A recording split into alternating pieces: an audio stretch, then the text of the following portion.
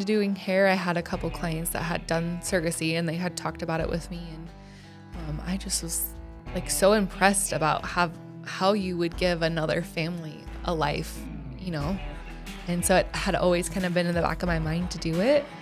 And then after I had my own family and we decided to stop having kids, I wanted to help someone out, so I applied. Didn't tell my husband I applied. And when I got approved, then I had told him, and he kind of freaked out a little bit.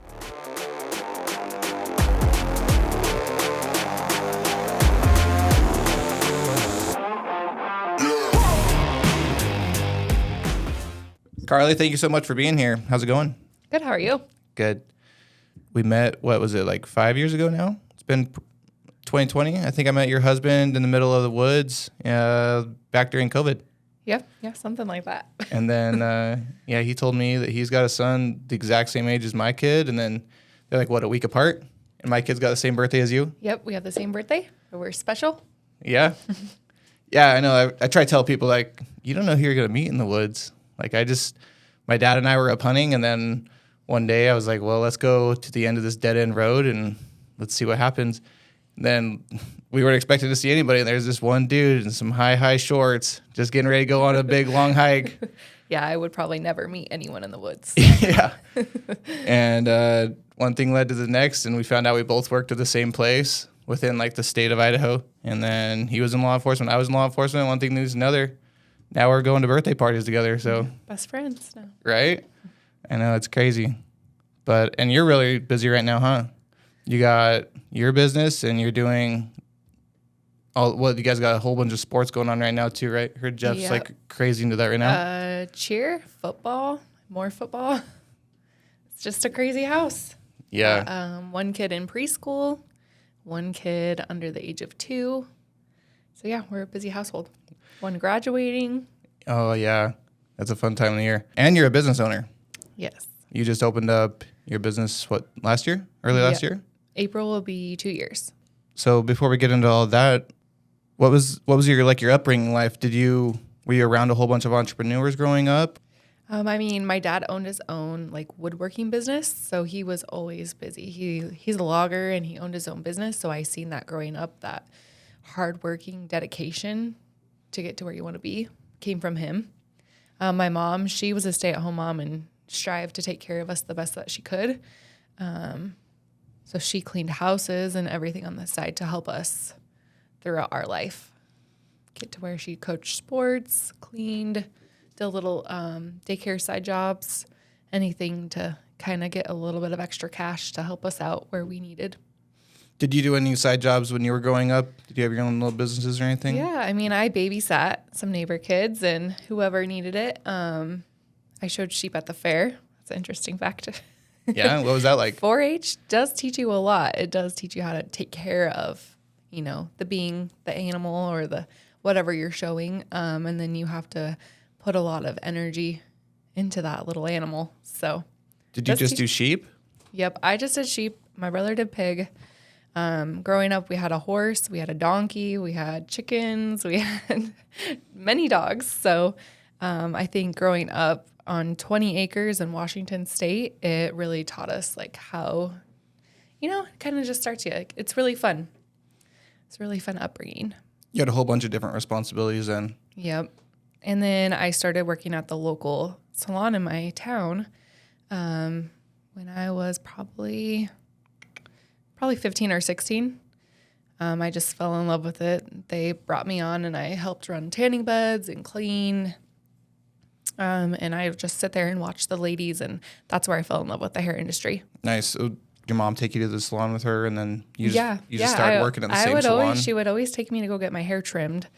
And the lady that would do it, it was just so relaxing and such an experience. I just fell in love with it. And then when I started working at the salon, I would sit there and watch all the ladies do all their clients' hair and see how they interacted with their clients. And that's when I knew that I wanted to do that for the rest of my life. So you knew early on that you were going to be owning your own salon one day. Yeah, probably before career stuff freshman year, I probably knew that I liked that type of an industry, but then it just kind of made it more in depth that I loved it.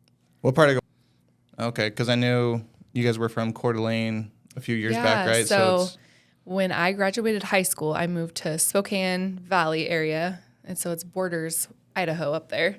And I went to beauty school there, and I worked in the valley for about 4 years, and then I met my husband, and he lived in Coeur d'Alene. So I moved there with him, and I worked for about 2 years, going back and forth from Coeur d'Alene to Spokane Valley, and then we ended up moving here to Nampa, Idaho. How'd you meet Jeff? Online dating. Of all things, yeah. Yeah? Yeah. It worked out? Yeah, it's experience. So sometimes it works. Sometimes it doesn't. When did you guys move down here? We moved here in 2018, and we met in 2016. Okay. When did you open up your first business? I opened my first business. Well, it would have been during... I always have been self-employed from the start. When we moved here, I was employed through an employer, and I tried that out. And then during 2020, the COVID lockdown is when I opened my horse trailer bar. What gave you the idea to do that? I had been to a wedding show for hair, doing hair there, and I seen one there, and I just loved the concept of it. It just looked so much fun. So I decided, my parents had an older horse trailer. And so I was like, I really want to do this. And kind of when I set my mind to something, I go for it. So I had my mom haul it up here. It was full of dirt and it was just covered in rust and everything. So I had to find someone to help kind of revamp it and everything. So we transformed it, and it was really good for a couple years. State of Idaho has a lot of strict laws on their liquor, so that has kind of set me back a little bit. But I still own it, and I still want to rent it out to people that want it for special events. Yeah, it's a pretty sweet gig. You just had to jump through some hoops to be able to get that liquor license in, right? Yeah, I partnered with a local wedding venue in Nampa, and so they helped me out. One year I had 15 weddings. That was a lot.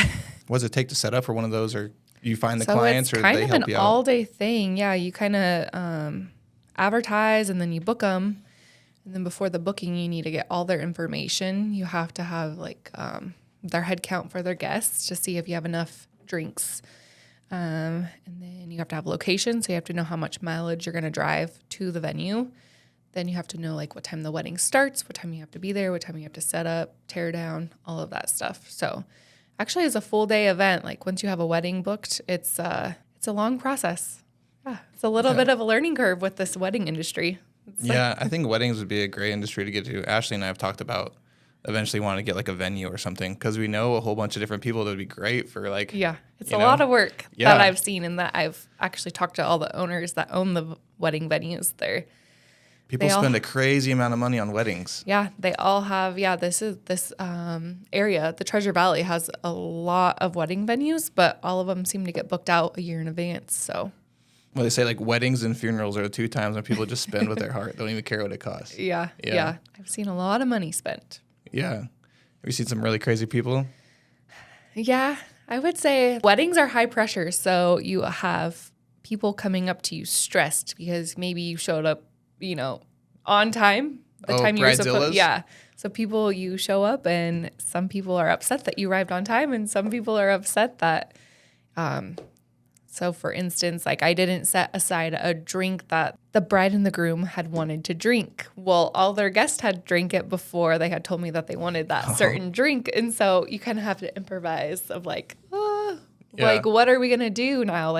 All your guests were so thirsty, and they drank this one drink that you guys loved.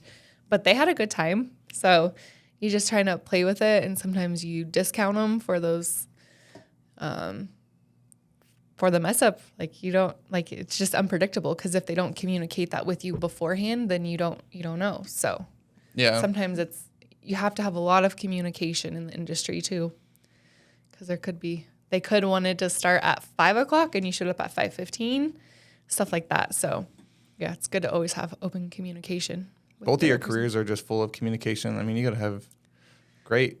Yeah. All you do is talk. Yeah. What else is there to do while you're getting your hair I'm kind of an introvert extrovert. So at work, I'm open and bubbly. But when I go home for the day, I just want to relax and sit back and not do anything. Yeah. I mean, you got to have those personality skills, though, to have the jobs that you have. What else do you want to do with that horse The trailer? horse trailer? Yeah. Well, in the state of Idaho, I could rent it out for Oh, wow. people to have their own licensed bartenders. So I would like to do that if that's what the industry is going to allow in this next year or two. Because you just had to do closed drinks, right? Yeah. Yeah. So if you're not licensed in the state of Idaho, you can't legally serve at a public venue. So you could do private property. You can do that. But if you're licensed, you just get a permit and then you get to go serve for the hours that the permit says through like the liability and the drink spot. Okay, gotcha. How much of an issue was it trying to just balance everything in your life? I mean, because you were doing those 15 weddings a year, plus you were doing your other full-time job. You have, at the time, what, two kids and the one year kid I did the 15 weddings, I was pregnant with my daughter. Yeah. It was a lot of hard work. My husband did help me out with that summer because it was heavy lifting, and it was hot. It was like 105 at one of the weddings I worked in. I was just sweating like crazy because it was just so hot. And so you're in a horse trailer, no AC. Yeah, no AC.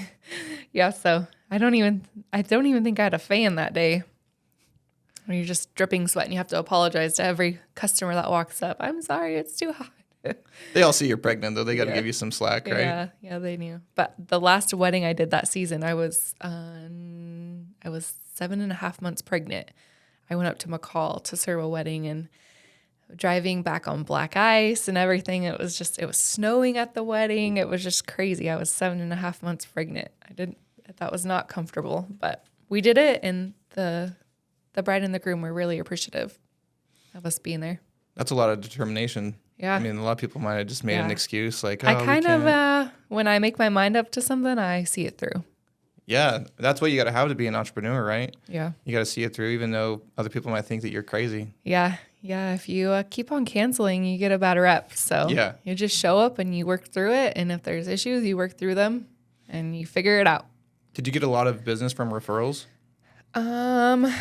Through what industry? Well, just like people that would say like, oh, we had a really good time with these last year or whatever, and then get I think people. And more so like the photographers and the vendors that you work with, you kind of pair up with them.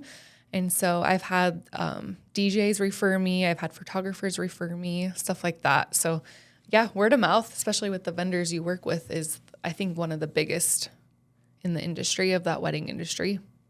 Just building a good name for yourself. Did you do any of those this year? I had one this year. Yeah, it was a lot of fun. I actually did hair for the bridal party, and then I went out and I served. So, did you have it at your wedding last year? Yeah. I hired a bartender to come out through the wedding venue I was partnered with, and I had my trailer there, and she served. I think 4 or 5 hours was her time. Yeah. Nice. So that's a big savings then. Yeah. That's usually a big cost. I still had to wedding. pay for the alcohol, but right? Yeah, and the time that the bartender was there. But yeah, it did save me a lot of money. That was a hot wedding. Yeah, the DJ I had worked with him before, and so I had contacted him, and he gave me a discount. So that was nice to have those little hookups here and there. So when I go golfing, a lot of times I talk to like big executives. It's just the nature of the game to go golfing, and I always ask them like, I'm a entrepreneur. I want to get into business and everything. What advice would you give? And they say, always just make sure you build good relationships. Yeah. Build I would say that and, for the hair industry, I love bartering. I love trading people different experiences because it means something. I think it means just that you're going to be a good person. Like you're going to trade them and you're going to be there for them, and you get to be a part of their life and they get to be a part of yours. And I think that makes a good business owner. Yeah. Relationships are huge. Relationships, and then they also say just don't quit. There's going to be times where you want to quit. Like you're going to be hitting your head on against the wall. Many tears. Yeah. What were some of the struggles that you've gone through building your businesses? I think it's hard when I have my mind set on something. I want to see that through, right? And if they don't go my way, I'm going to be a little upset. So I think my biggest downfall for myself is not being able to change my mindset just out of nowhere. Like I think it through. Like when I found my salon to buy, I had looked at it for probably a month online. I just kept saying it's still for sale. It's still for sale. I could still buy it. And so when I finally approached my husband about purchasing this, he's like, okay, we'll like get all of our information together and we'll see what we can do. And like, do we have to get a loan? Do we have to get a small business loan? Do we have to take out an HELOC on our house? Do we have like, what do we need to do to get this accomplished? And so there was a couple twists and turns there because a small business loan, they need to see a huge amount to be approved, right? So you can't just go out and get a small business loan for $20,000. They don't think that's a good risk, right? And your business has to be owned by the previous owner. If you're buying an already existing business, it has to be running for about 5 years in their name. So the business I had bought had only been running in their name, I think 3.5 years. So I couldn't be approved for a small business loan through them. So the next step was, do I get a personal loan? Do I just pay up front for this and do the remodeling later? And that wasn't going to work out because I think it was like 25% interest on that personal loan. And so we finally took out the HELOC on our house and just took a chance. So that one goes off the federal rate, right? So we're paying federal rate for the business loan technically. When you were going back and forth between whether you wanted to actually pull the trigger on buying that salon, was there anything that gave you a sign in the universe or anything? It was like a sign. I don't know. I just love the location right by Idaho Center. You have all the food, the shopping, the car lots, everything that brings people in. I just kept looking at the location. I'm like, I'm never going to get a location like this. This is only like once in a lifetime that it's already an existing salon and they're selling. They're selling and they are asking a decent price for it. And so I had my mind made up and so we had to go through with it. Now the remodeling part was interesting because I had something made up in my mind already for that. And so when we started doing the paint and the floors and everything, the floors kind of fell through and we had to like restructure how we were going to do our floors. And that was hard. That was like, I had many tears over that because I had a vision and I wanted to see it through and it wasn't happening the way I had seen it. And so I kind of had to like redirect myself like, okay, well, what can be done? Because I had the girls not working. I had 4 girls that were out of work for 2 weeks because I was doing this remodel. So when we were self-employed, that 2 week is a huge loss in income for them. So I had to figure out what had to be done to get them back working, but make it look decent the way I wanted it. What was the flooring issue? It was epoxy being done. Oh. And the guy had ordered less amount of what he needed, a lower amount, and it wasn't going to be ready. Like he was like, I have to order more and they're closed over the weekend. But at that time we only had like a 5-day gap of like when he laid that floor to when we opened. And so that was very frustrating and we had to rethink everything. At the end of the day, you still were able to open it up and make it work? We worked all night. We got the keys to say, hey, you can walk on the floor after the floor's dried. And we had a 12-hour time frame from when we had to get everything in the salon to when we opened the doors the next morning. Extreme Makeover Salon Edition. Yeah. We had about, I think, 6 people in there helping us out all through the night. We went home at like 3 o'clock in the morning, got back up at 6 o'clock in the morning, and then I think we opened the doors at like 8 o'clock in the morning. So it was a crazy, crazy go time. Everyone was stressed. Everyone had a job to get done. Yeah. When you moved over, did you get their clients as well, or did you just already have your set of clients that came over? Yeah. So technically with the salon industry, you can't own clients, right? So whoever they had sitting in their chair were their clients, and whoever wanted to come back to the salon with the new owners, they were more than welcome to. Oh, okay. Yeah, I wasn't sure how that worked, if it was just like by location or... Yeah, so we have a ton of walk-ins at our location, which I really enjoy because our new stylist, she just got hired 2 weeks ago. She's already getting full books, and she just has online bookings and walk-ins, and she's building through recommendations. So I'm really happy. I like to see other people thrive. Yeah, that's awesome. I mean, you're a great example for other women out there that want to be entrepreneurs. You can show them the whole where you came from and give them hope. And like, it's not going to be easy, but there is a way through. Yeah, there's always the what if. What if I don't get that client? What if I don't do a good job? What if, So that's the thing in this industry is there's so much going on. Like there's so much you can do in this hair industry that makes it amazing. You can be an educator. You can go out and sharpen shears. You can go around and sell shears. You could go work at the beauty supply store. You could be behind the chair, 60 to 80 hours a week if you would like. Just other things going on. So it's a really fun industry to be in. What are some things that people don't see that are the glamorous part of being an owner? I would say like if the water heater's acting up or someone didn't flush the toilet right, just that kind of thing. Like people that work in their business every day see the ins and the outs and they know how they want it to be ran. So I think for me, like if the sink is leaking, then I need to go fix it.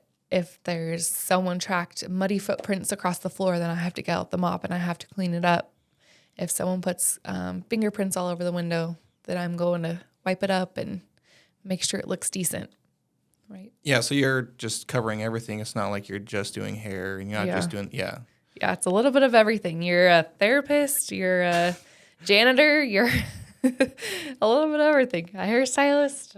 Yeah, the therapist thing I'm sure is lots of different stories from different people. You do give advice to your clients, whether if it's with hair or life. I mean, you're just hoping you give them the right advice, right? Because I haven't been trained to be a therapist. So I'm a very honest person. So I try to give them the best feedback that I can to their situation. You probably get a lot of good advice too. I mean, oh yeah, I take everyone's advice, but I take it with a grain of salt, right? Because not everyone is going to have a great opinion, but you can take something from everything. Just take a little bit, of every people's advice and kind of roll it into one and see how you need to transform what you're trying to do. Yeah, just take what you can from their situation and what may apply to you. Mm-hmm. Yeah, I like that. If you can learn from other people's failures too before you have to make that failure, that's just... Yeah. In the hair industry, I've had a lot of great mentors in my life. So when I first started, I started a beautiful salon, right? And the owner, she just wasn't very nice. So unfortunately, that one only lasted a year. But what I took from that salon was the people I worked with inside that salon that were great people. And I had long-term friendships with them. Yeah, I think some of the worst leaders you can have can make you into a good leader. You may not know how to be a good leader, but you know what makes a bad one. Yeah. So you look back and you're like, I do not want to own a salon and run it like that lady did. Because I had such a nightmare of an experience, it made me say, I don't want to micromanage my business. I don't want to have set hours for the stylist in there. I want them to all be independent. And we're like in a creative industry, right? So they need to be creative, what they can do with their time. So I don't want to hold them back from anything like that. Do you think that you learned a lot of your leadership just from your experience before being an owner? Yeah, because the second salon I went to was great, and I probably would have stayed there a lifetime because the owners were so amazing, but it just wasn't the right location. I had moved, and unfortunately, I had a full clientele I had to leave behind because I had to move another state. But yeah, I think I would have been there a lifetime because of the way they treated me. It was excellent. Yeah. So you probably took that over to your new salon now, and then hopefully you're giving. Yeah, I hope I can run it the way other people ran it. Good for me. I would say I probably had 2 bad experiences out of 6 salons that I've been at. So, what do you think makes a good leader? What makes a good leader? I don't know. I think always being able to hear the constructive criticism coming from all your people, even if you're an employer, or if you're just if you just own the business and everyone inside the business is independent. I think just hearing all of the negative and positive feedback and rolling with it.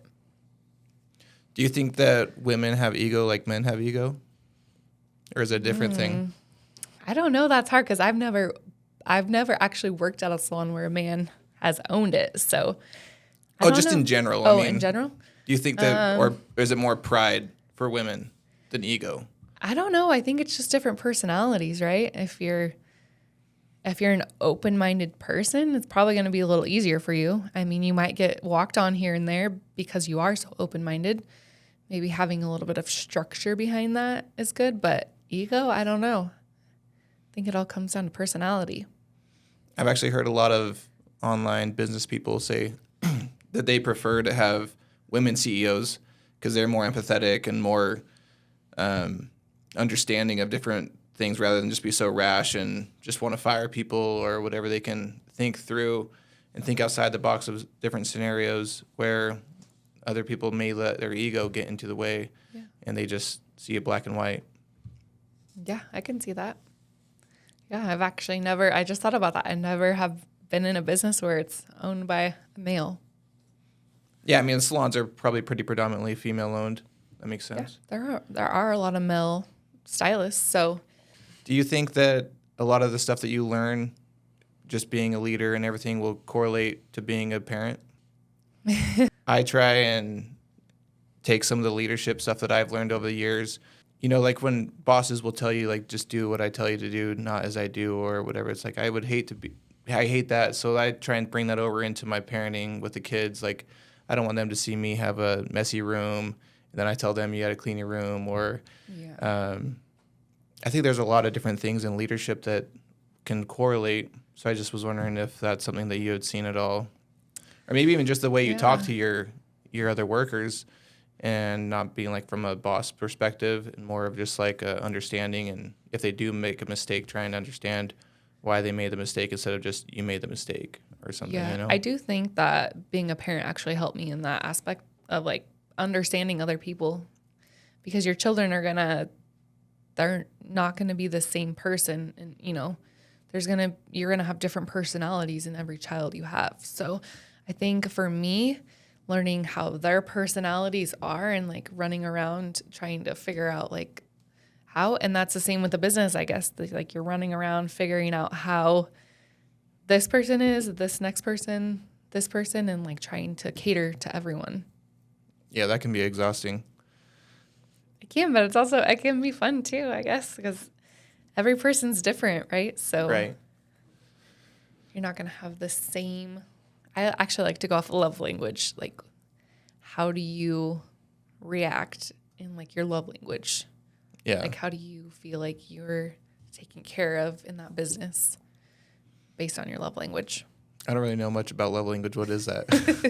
It's like touch, if you like lots of compliments, I guess that I don't really know it's like 4 or 5 love languages you could have. You could have touch, gifts, affirmations. There's one more, I think. You know, something like that. Okay, yeah, I haven't heard that one yet. But you better do that with your family. Yeah. Yeah, I think it's good to always expand your horizons. I'll have to take a look into that. I try and read some books every once in a while. It's just they don't really correlate with love language, I guess. I'll cross that path. Maybe your wife can read it for you, and then she can let you know. That's probably her. Yeah, I read more like the business side of stuff than like the mindset. But how do you think mindset takes a factor into being a business owner? Because obviously there's a bunch of hard times you have to go through and you still have to push through. But at the end of the day, like you said, you're so determined to make it work. Yeah, recently I just had 2 more girls come on to the salon, and so that's been nice having them there. But before that, I was 2.5 chairs open and struggling to kind of make rent. You know, like I had to pay a lot out of my own pocket to keep my business running. In which in this industry, you will go through those hard times. So I think just being open to, hey, I have to make ends meet. So I might work a little bit more this week just so I can try to make up those ends. And I think just rolling with the punches, kind of like, I can do this. I did end up going to a couple job fairs and like seeking people out and posting on social media and like people just trying to get word of mouth for my business. So, but this industry is, it's kind of up and down. You know, you have girls that leave the industry due to health reasons, or you have that just they don't have passion for it. So it's hard to maintain a career when you don't have passion for it. And so you see a big influx. You think the guys or the women that leave because they don't have a passion for it, you think they just didn't understand like the hard times and maybe the slow times that you're talking about? Yeah, maybe they just stability. Gave up too easily. You know, like they didn't fight for something. But if you don't have passion for it, I guess you wouldn't want to fight for it because you just didn't care. Yeah. And some of them go on to like medical field or do something else that they think they might like. How much school do you have to go through to do what you do? You go through about a year of school. I was really passionate about getting done early. So in school, I did, I think it was like 9.5 months of schooling over a year. So I went to days and nights, like my last few months of school, just so I could get it done. Is that the Paul Mitchell school? Is that the same thing? Yeah, I went to Paul Mitchell, the school, Spokane. Okay. Yeah. Yeah, I know I used to go to the barber shop one just to get haircuts there because it was they had like deals you could get for 6 months. And then you just go in whenever. It just take them sometimes an hour to cut your hair. Yeah. Yeah, you never know what you get. So another journey you're getting ready to go on is the surrogacy journey. Yeah. So I had always kind of talked about this surrogate plan. I've heard clients talk about it in their experiences, that I've always kind of like 3 years into doing hair, I had a couple clients that had done surrogacy and they had talked about it with me. And I just was like so impressed about how you would give another family a life, you know? And so it had always kind of been in the back of my mind to do it. And then after I had my own family and we decided to stop having kids, I wanted to help someone out. So I applied. I didn't tell my husband I applied. And when I got approved, then I had told him, and he kind of freaked out a little bit, like, why? But now we're very open about it, and we found an amazing family, and we're really excited. We actually start our journey this week. What does that journey look like when you're going through picking the family? You could actually pick them? Well, first they get it like a profiles on all the surrogates in the area or wherever. They get a profile and they get to pick one that they are interested in. And when the agency brings it back to you and says this couple is interested in you for surrogacy, then you get to look at their profile, right? And you get to decide, okay, yeah, I can go through with this, or you can say no as well. If you're not comfortable with this situation, you can always say no. It's like online dating all over again. Yeah, I know. I would think I need to make an app for surrogacy journey. Right. Because it is crazy, like the amount of people in the U.S. or outside the U.S. that are looking for surrogates because they cannot carry their own children. One of the guys that I had on here, the first podcast, he was talking about his wife, and they actually just had their baby yesterday, but she had to go through IVF and all that because there was such a hard time having a baby. Yeah, there's a million health screenings, so sometimes you could think you're healthy and you can go into like that first step of surrogacy. And you kind of, if you fail a test, they don't let you go any farther. So you have to pass like mental health, you have to pass physical health, you have to pass all these other screenings on how you carry the baby, all of the things. Your husband has to get a background check. They want it to come from a safe home.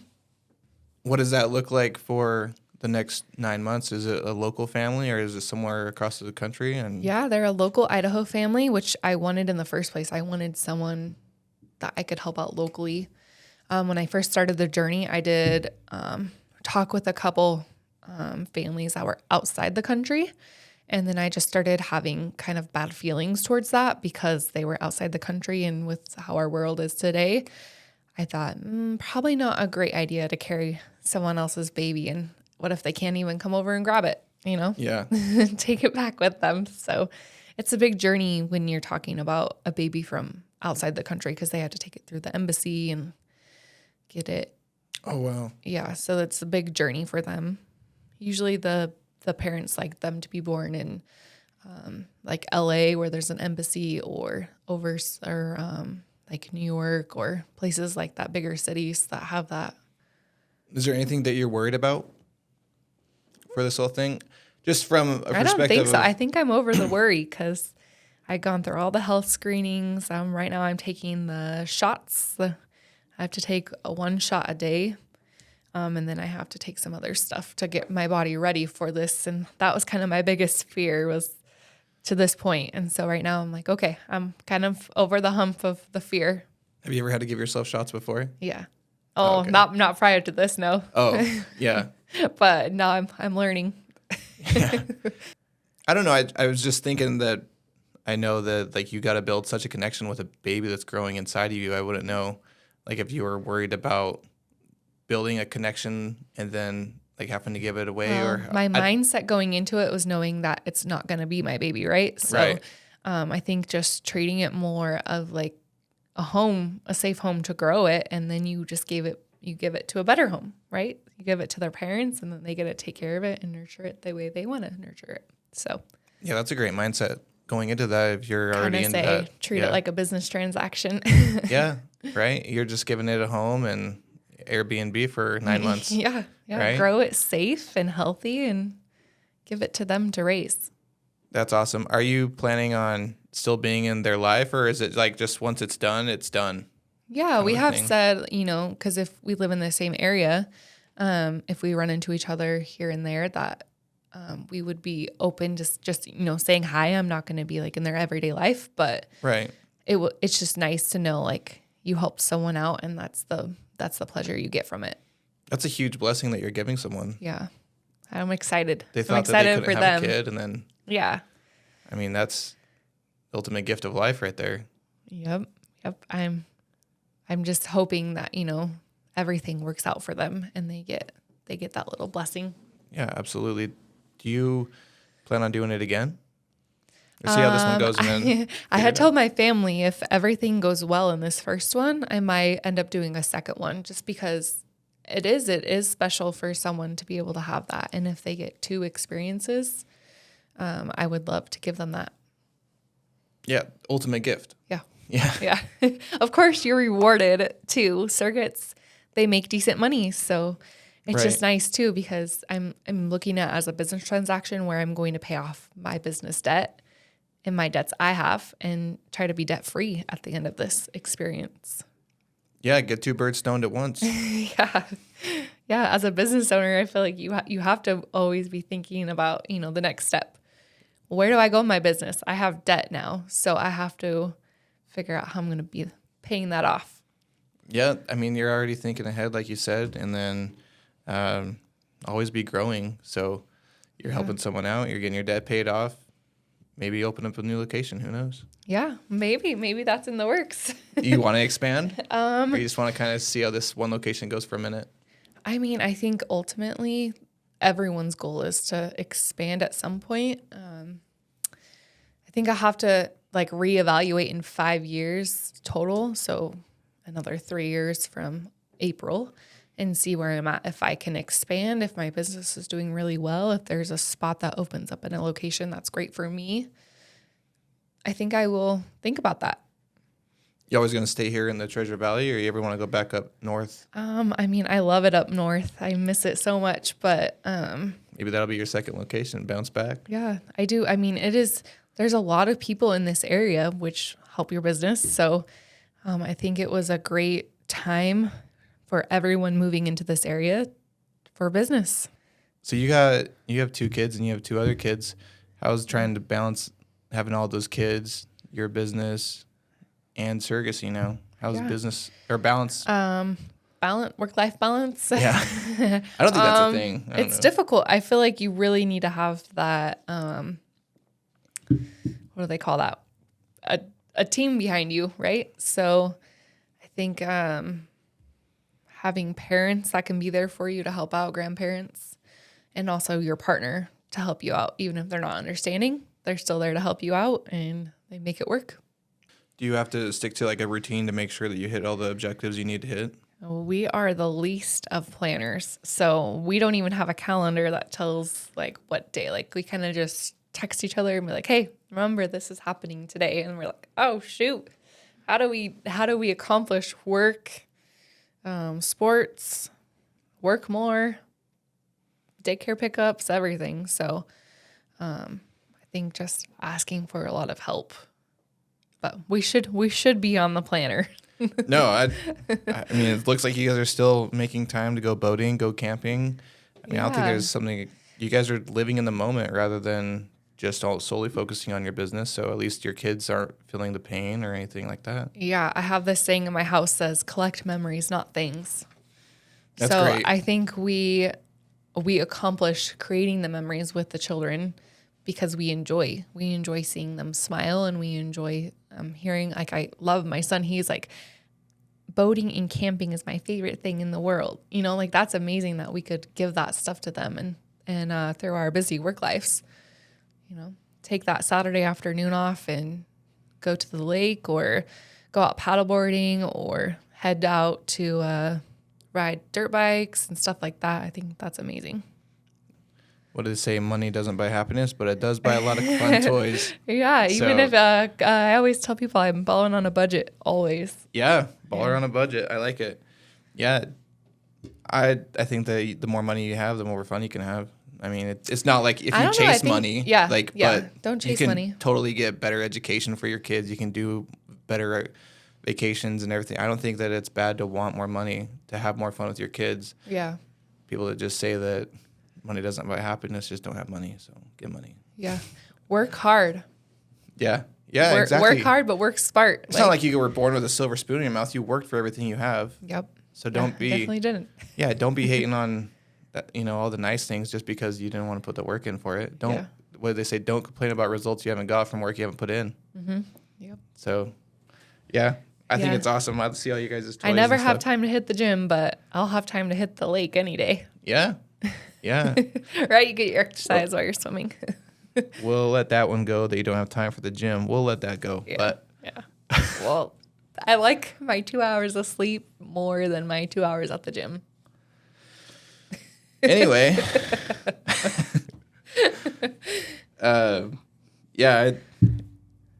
Yeah. But I make up for it in my healthy eating. There you go. Yeah. Besides this. Yeah, and now now you definitely got to eat healthy for the baby. Mm-hmm. How strict is it? Do they do they want you to track all your food and everything, or they just do what you want? But I did read an article last week saying that you should eat food that the parents like to eat because the baby will kind of adapt its taste buds to their type of food they like. So that was interesting to hear. Have you reached out to the other parents now and try and find out what kind of stuff they like? Well, I think they like a lot of ethnic style foods. I don't know that for sure, but I'm up for it. I love Thai food. Yeah, so now you got to go out Chinese. to I love. This Mexican. is for science, Jeff. We got to go out and eat. Yeah. We'll see what I'm craving this pregnancy.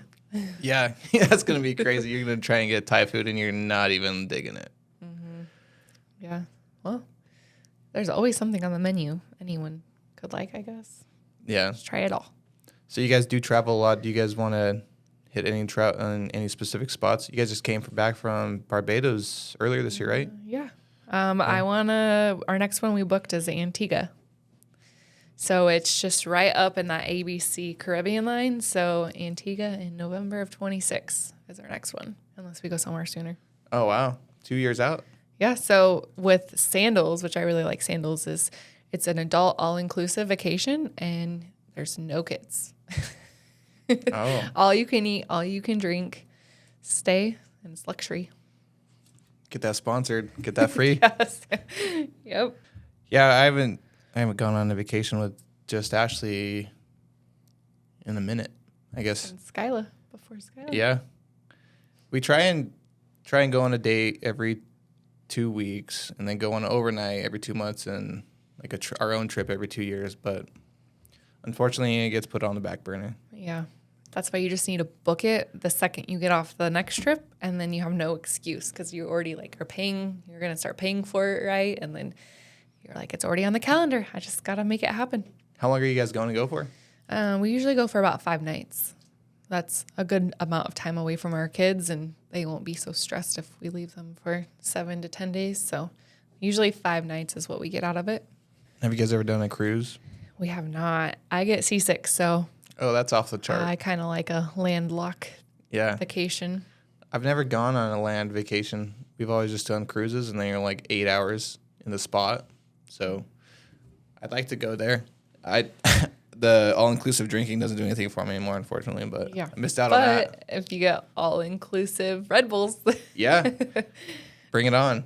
Yeah. I would say it's an amazing experience. I think everyone should try to go on at least one all-inclusive vacation in their lifetime. See how it is. You ever want to take the kids? So they have a place called, what is it called? It's through Sandals. They have beaches. It's for kids. It's expensive, but no, I think me and my husband's mindset around it is that they'll have their time in their adult life to do this with their spouse or their loved one. So I think we just try to take in the moment of we're the ones doing a lot of the work behind the scenes. And I think that's our treat to ourselves for being good parents. Yeah. Being business owners. Right. Ruling the world. Every other year. I mean, that's well deserved, especially starting your own business this year, and you got another year of it next year. Yeah, by 2026, you'll definitely need a vacation. Yeah, if it's still there. I mean, it's cool that you're just trying new things. You opened your business last year, doing surrogacy this year. At least you have something that you can look at every single year that you did differently. A lot of people just live the same 6 months over and over again. Yeah. I definitely like adventure. I have to have some sort of little adventure in there every once in a while. Something to look forward to, something I talk about it with my clients. I'm leaving out of town in a month on this vacation, and have you been there before? So it's actually a good starter to my client in the chair. We talk about a lot of vacations they took and what I've been doing and stuff. So that's nice. Were you always good with talking with people? No. I was horrible. I was very shy. I would open up to my close little set of friends I had, but I think ultimately I was very shy until I hit about 20 years old probably.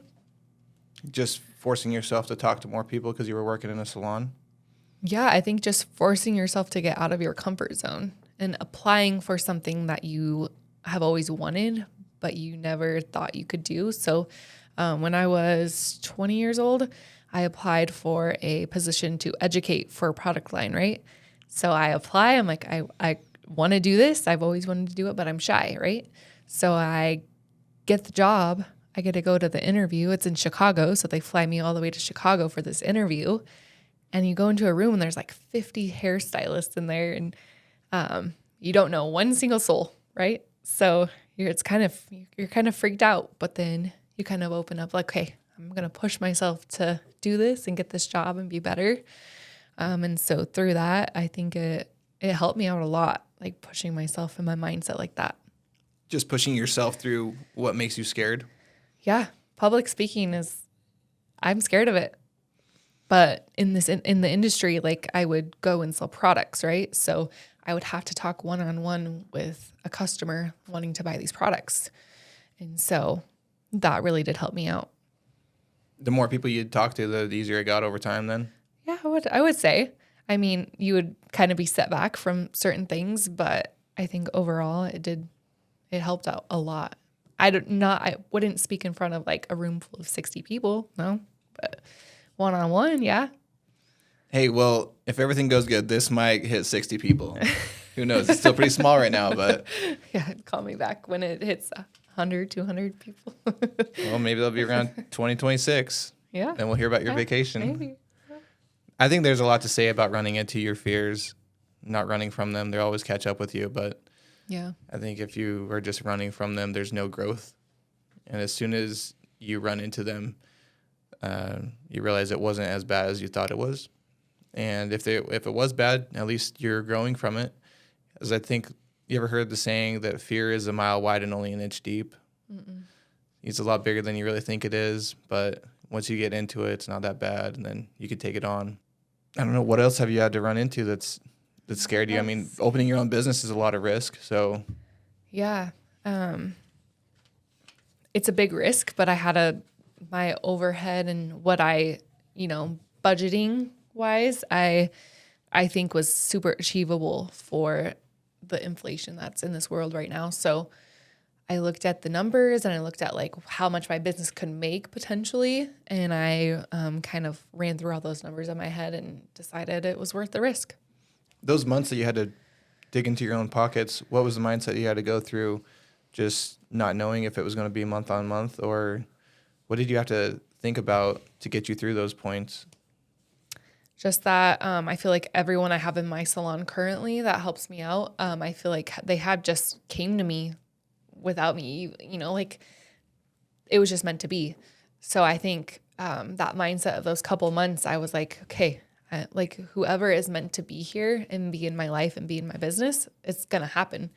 And so far that's happened for me. And I mean, just being a good human, reaching out to these people and asking, hey, I'm thinking about you. Are you wanting to come in? Are you wanting, how do you want to run your business? Because you get to be your own boss here. So I think just that mindset of whoever's meant to be will come.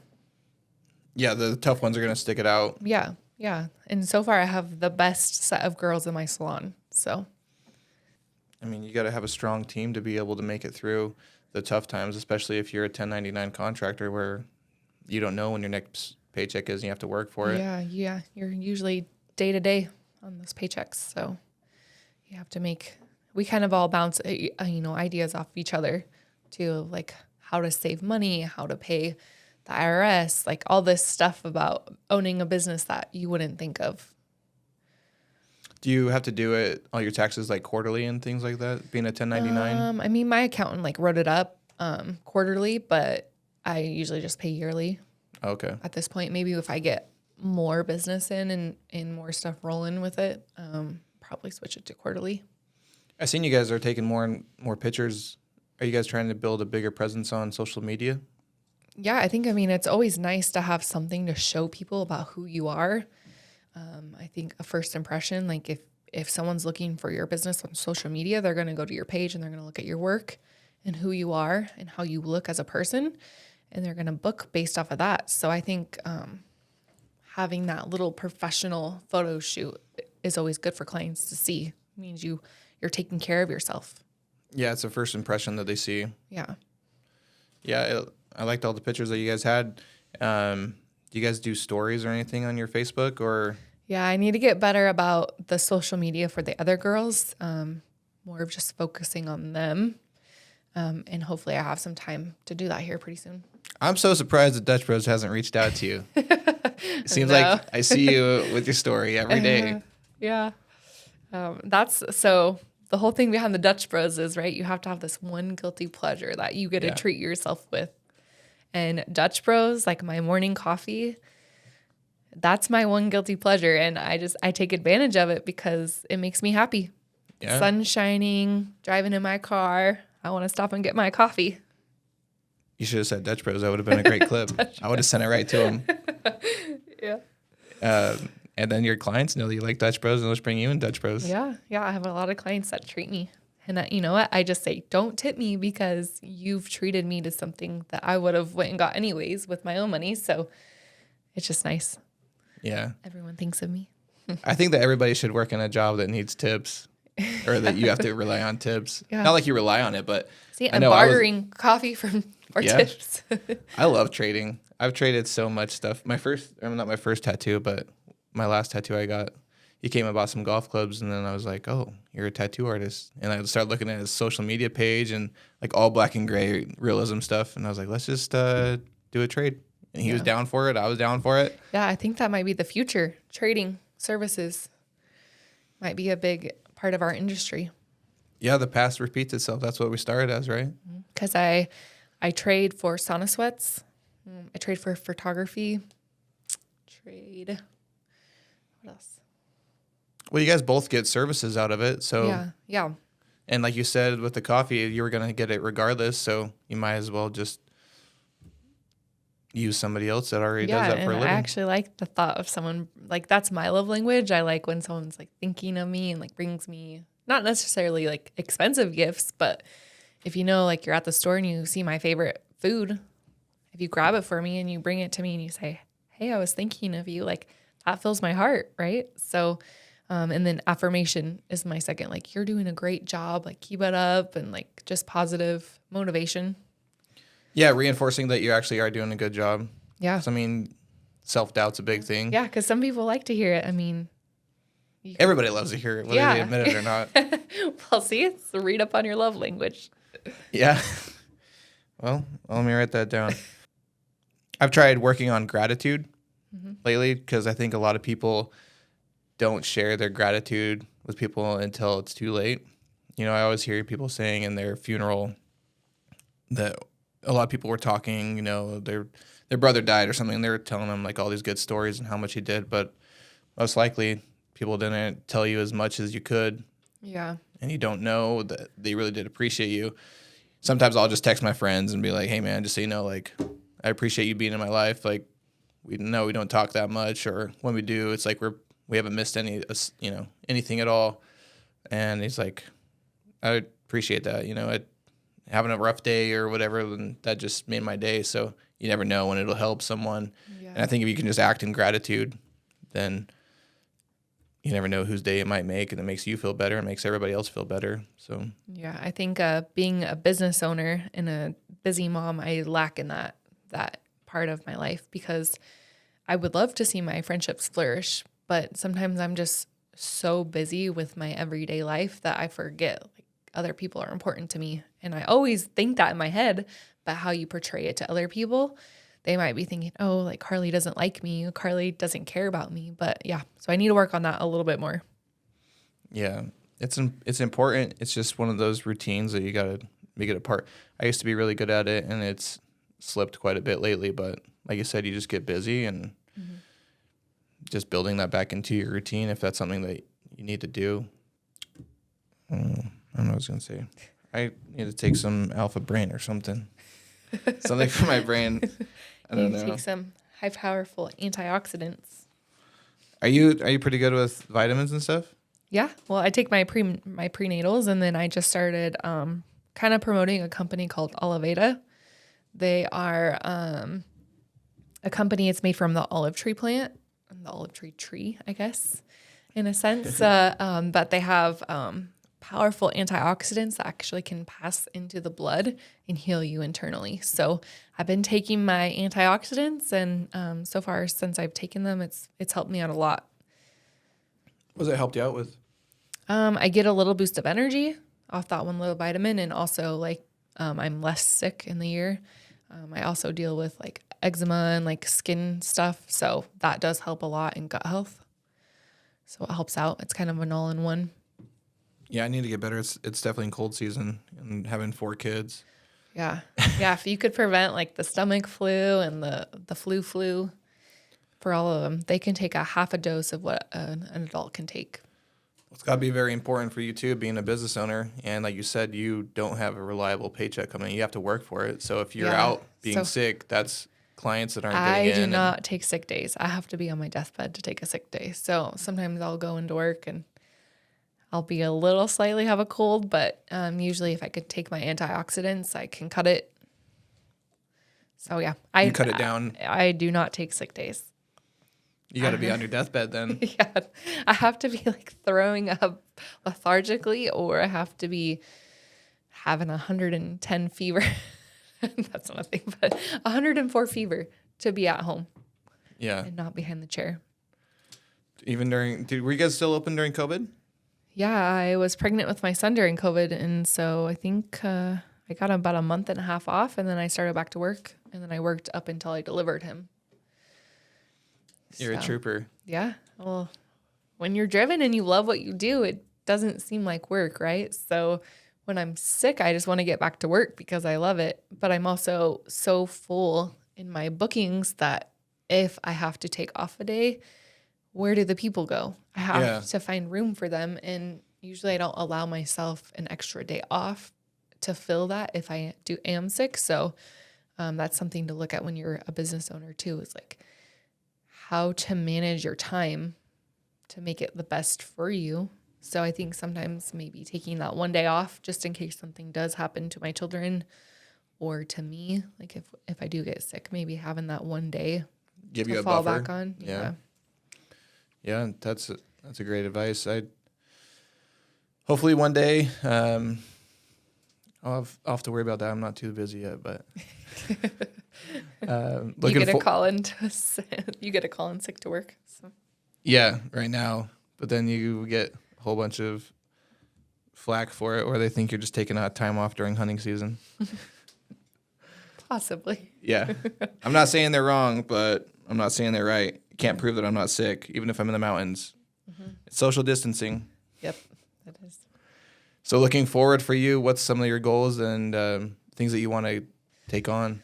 My biggest goal right now is just to get those debts paid off, like to have some clarity in my mind about what I can do next, Are you guys fully booked right now then? All your spots?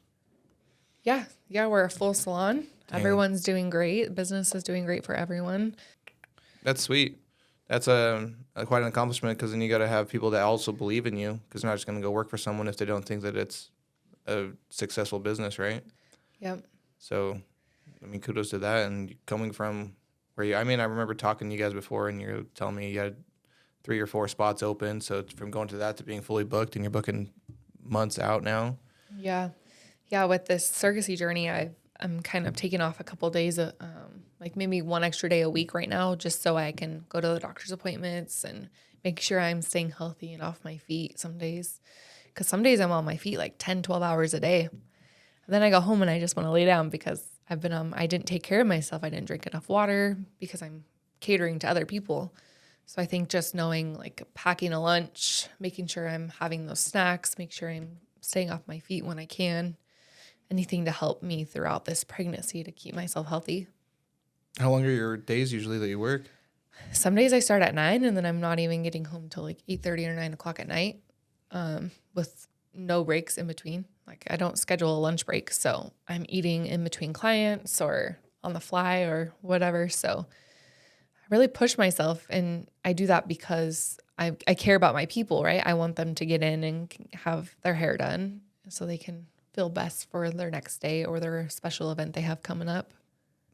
It's just got to be great for your kids to watch both you and your husband entrepreneurs.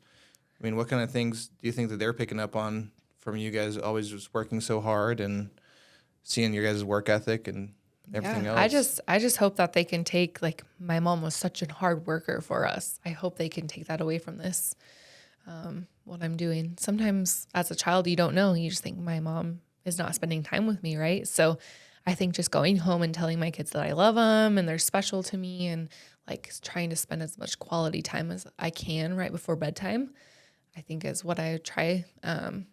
But I know for me as a child growing up with a hardworking dad and mom, I think it was hard to see like your parents weren't around that much. So I think just trying to kind of like reframe that to try to spend every bit of quality time with them that I can outside of work. And to get them to understand that you're doing this for a reason, to set up a better life for them. Yeah, my kids love coming to my work. They run around like crazy and drive their monster trucks and get drinks out of the fridge, and they want to go next door and eat food and all this stuff that comes with suckers on the counter. They just want every little bit of excitement they can out of coming to my work. Yeah, that's got to be pretty sweet. Especially your daughter. She's watching her mom. She probably gets her hair done and everything. Yeah, she gets her hair brushed, and we even laid her back in the shampoo bowl and washed her hair, and she just sat there and relaxed. So going back to goal, I just thought of it. I do want to brand my business to be Lakely Hair and Company, which is my daughter's name. Oh, wow. Yeah. When do you want to get that done by? Well, I would like to get it done before the 5 years. Oh, okay. So I'd like to rebrand, just because that has more of a meaning to me. I bought the business and it was already branded the way it was. And so I decided as a business owner, I would keep it like that until I had the money to go back and rebrand it, because it can get expensive. So for me, naming it Lakely Hair and Company will mean like I want to strive for my daughter to own a business or take over my business, kind of a thing. Yeah, that makes it very close to home, making sure that you're doing everything. What all does it take to rebrand? Is it just a lot of legal work, changing all the business names and everything? And then not necessarily changing, because I have a DBA, so doing business as.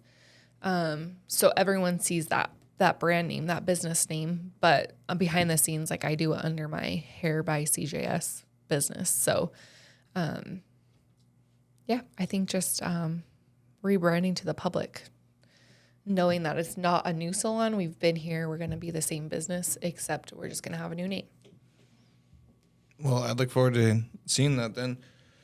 I know my kids love going to get their hair cut from you. And, I mean, it's a special time. Their mom gets to go with them. All three of them go. Yeah, it's a fun experience. I do a lot of mother-daughters, and it's fun to have them both, like everyone in the salon at the same time, and getting to see that interaction between mother and daughter or mother and son, whatever, whoever comes in. I think it's really special for them.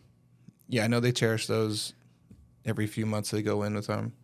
And it's something that I'm glad that they get to do together, you know? Yeah. I mean, mother-daughters, that's a bond that it will always be something your daughters talk about for the rest of their life, right? Yeah, so like you go back to doing things with your kids rather than giving them things, and even just going to get their hair done with their mom. Yeah. That could be something that they do and just carry on. Now later on in life, they take their kids and go get their haircut with them, and tradition. Yeah, it really is something special when you look at it from that point of view. Where's a good spot for everybody to follow you at? I go off of Carly Hair by CJS, so it's just my initials. On which one? Is that on that would Instagram? Be on, Instagram would be Carly Hair by CJS, and that's just Carly Jean Slawson. And then my Facebook, I think, is just Carly. I'm not sure. I'll put a link. Salon Tint Idaho is my business name on social media. So Salon Tint Idaho. Yeah. Everybody should reach out. I know my daughter and my wife love going there, so make sure you guys reach out. Well, Carly, I appreciate you coming on. We'll have to have you on again and go over your surrogacy journey once it's all over. Yes. Give us a recap. Thank you. All right, thanks.